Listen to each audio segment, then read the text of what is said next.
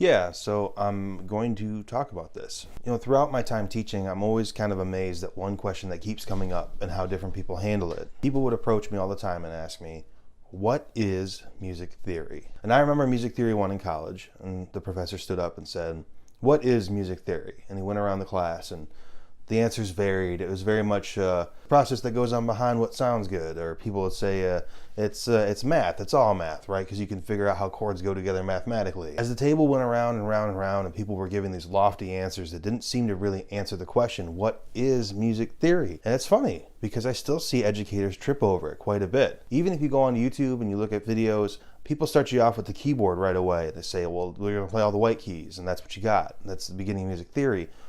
Almost like telling people that music theory is just a major scale, and that's not the case. Music theory is a toolbox. We should work really hard to fill that toolbox with useful things. This is Music Lessons with Bert Franco. I'm your host, Bert Franco.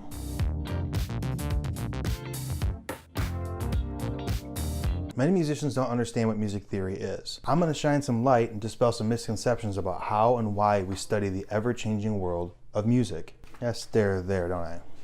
Music theory has been this blanket statement, this term for solving all of music's mystery. It has been promised as a way of understanding the fingerboard. It's been pitched as a cure-all for playing fast licks, becoming a studio ace, getting all the paying gigs. Music theory is the study of practices and possibilities inside of music. Not to be confused with musicology, which is the study and research of music. Due to human nature's wanting to expand on what's already been done, music is ever-changing as well. To dive into the practices and studies that music makers of the past and present use in their current world gives us the tools to make impactful, meaningful, and rewarding works of our own. And there's 3 uses of music theory in the Oxford Companion to Music.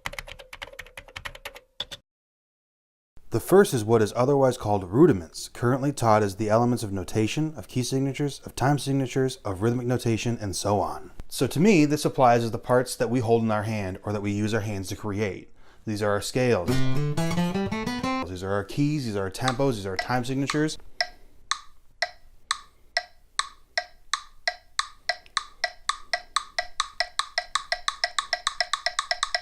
This is most often where your online resources start you. They'll have some guy stand up there with a piano and say, just play all the white keys to make the key of C,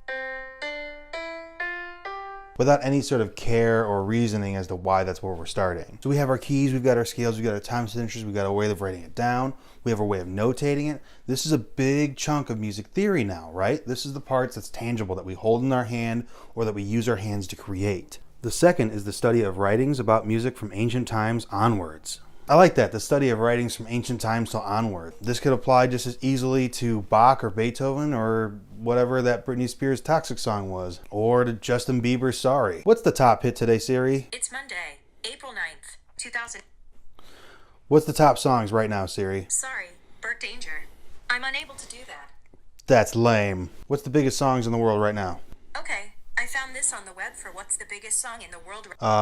IDGAF by Dua Lipa. X by Nicky Jam and J Balvin. Stop me when you like one. Ooh, Rudimental featuring Jesse Glynn and Macklemore. Or any of these songs. This is what I call performance studies, and those that have taken lessons with me in the past know that I place a very high value on learning artists that you enjoy, the things from your own musical world, and making them part of your own lexicon. Which is a fancy way of saying, just steal every lick that everyone that you like ever played.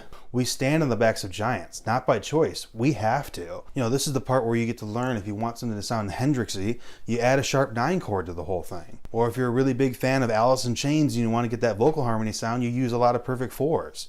This is some of the most important work that you'll do. This is understanding the building blocks that form your musical world. This is why I place such a high importance on performance studies. It really is the practical application of what that person, what that piece of music that touched you actually involves. And I really enjoy it. And I relish every opportunity I have to learn from somebody like that. The third is an area of current musicological study that seeks to define processes and general principles in music. A sphere of research that can be distinguished from analysis in that it takes the starting point not the individual work or performance, but the fundamental material from which it is built. This one's interesting, not from the individual performance, but the fundamentals that make it up itself. Now this could be the fundamental language of music. Math! I'm often greeted with comments down below that say things like, I don't need music theory, such and such never needed music theory. Some people claim that music theory can put them in a box, that can destroy their creativity. That's not necessarily true. But there is a little bit of truth to it. For instance, you may be familiar with the story of the man who practices one punch 1,000 times versus the man who practices 1,000 punches one time? Who's going to be more prepared? And in fact, if you discover a tool very early on that you're used to using, that you're comfortable using, that's your way of creating, you're going to find far more uses of that one tool rather than if I was to lay out a bunch of others in front of you. It can be baffling and it can be overwhelming at first, but it's very much not going to kill any creativity you have. It's only going to give you more tools. It's how you organize those and make sense of those that's important to you. Even the guitar players that want to make their own sounds and are utilizing their own sounds and making it a point not to learn other people's songs are still making roadmaps of things that they like. And I can relate to this mysterious and convoluted concept being daunting and intimidating. This is often the language of the musical snob stereotype. The way that I often see students be discouraged via in-person or online is oftentimes because the educator does not understand the student's understanding of the concepts trying to be explained. Behold, your lemons! Sociopathic child haters who are only teachers because they got tenure after 2 short years. I am just as guilty of this as anyone else. There are concepts and things that I've been playing for so long, I don't feel like I've ever not known them. It's difficult for me to put into words at times things that I just do naturally. For instance, why does G to C sound really good? Do we really need to know that it's called a perfect, authentic cadence? Or if you're playing a ripping solo, B inside of that G chord is a leading tone up to that C, and you really want to accent that tension. Sorry, I'm doing it again, my bad. It wasn't until my own musical palette expanded that I needed to utilize more tools to understand the sounds that were making me happy and reigniting this fascination that I had once again with the guitar and music in large part. Music terms and applications are like grammar. You have 2 fields. You have prescriptivism and descriptivism. Prescriptivism tells you how to use things. This is the ironclad, this must be a plagal cadence in this section here, or you have to use this chord to resolve the tension. We can only use these notes inside of this scale and blah, blah, blah, blah, blah. Descriptivism instead tells you how it's being used. Prescriptivism tells you how to use things. Descriptivism tells you how they are used. In short, the biggest question you have to ask yourself moving forward honestly and earnestly is, do I like it? Because if you're like me, that's a moving target and it's going to change. As your own lexicon improves and as your own style and taste improves, you're going to find a better usage of a wider range of tools amongst a bigger swath of music. Or you're going to find yourself like a scalpel and using much smaller tools to make more precision and make your sound even better. You learn from your previous musical encounters or even your own musical idols. Over the course of this channel, I aim to put some light on these musical concepts for the advancing and the advanced musician.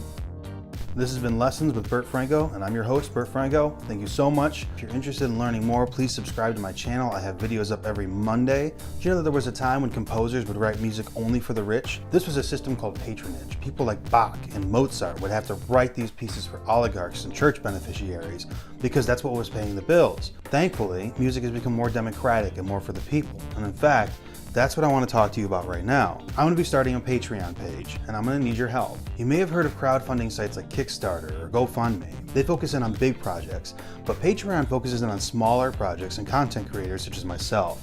I've spent the last month uploading 2 videos a week, and it's a pace that I would like to keep up, but these videos take up a tremendous amount of time, and that's where I need you. That's where I need your help. I'm going to create these videos either way, but you can help to ensure these videos' quality and their timeliness. I have projects planned out as far as next year, and I have projects that are due, well, I have another video coming out Thursday. So if you've been enjoying it and you want to contribute in some way that's other than likes and shares, I will be sure to include the link when the Patreon is live, which will maybe be sometime next week, but it's coming. And I want to thank you for watching, and I want to thank you for listening, and thank you for all your suggestions. I really look forward to what we have coming up in the future. It's been 1 month now, so yeah, this is the way the future works. Keep on picking.